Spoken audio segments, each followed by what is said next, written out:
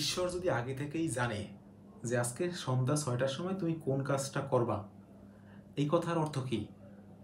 যে আজকে সন্ধ্যা ৬টার সময় তুমি যে কাজটাই করো সেটা আগে থেকেই তোমার অগোচরে ঈশ্বর নির্ধারণ করে রাখছে, নির্ধারিত হয়ে আছে। এখন সেই কাজটার জন্য, সেটা ভালো হোক বা খারাপ হোক, সেই কাজটার যে ফল সেটা তুমি কিভাবে ভোগ করবা? তাহলে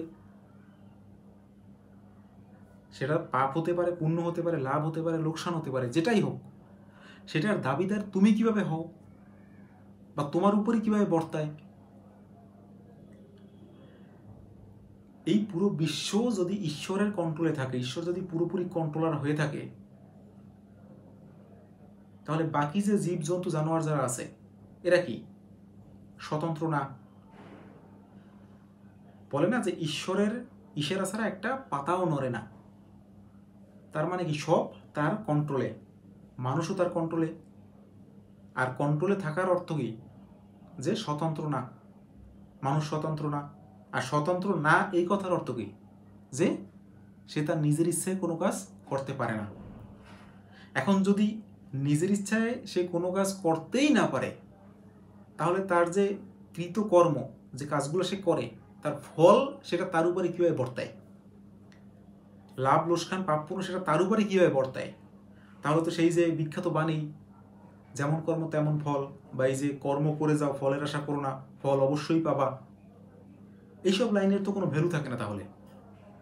কারণ তুমি তো নিমিত্ত মাত্র, তোমাকে দিয়ে কাজটা করানো হয়েছে একটা কাঠপুতুলের তোমাকে একটা কাঠপুতুল হিসেবে ব্যবহার করে ওই কাজটা করানো হয়েছে বা করতে বাধ্য করা হয়েছে।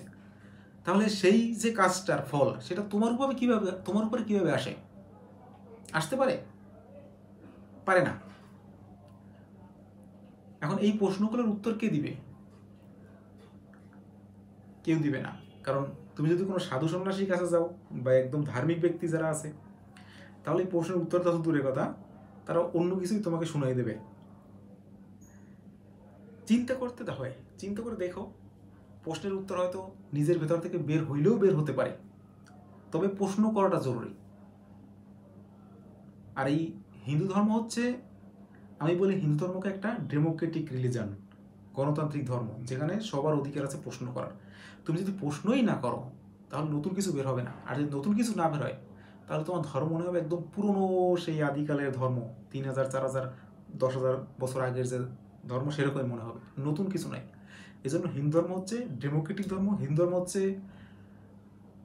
আমার মতে যে একটা বড় ইউনিভার্সিটির টপ ক্লাসের একটা সাবজেক্ট, যেখানে প্রত্যেক বছর চেঞ্জ হয়, সেগুলো পড়ে প্রশ্ন করে, এটাই। এই জন্য হিন্দু ধর্ম এত নতুন লাগে মানুষের কাছে।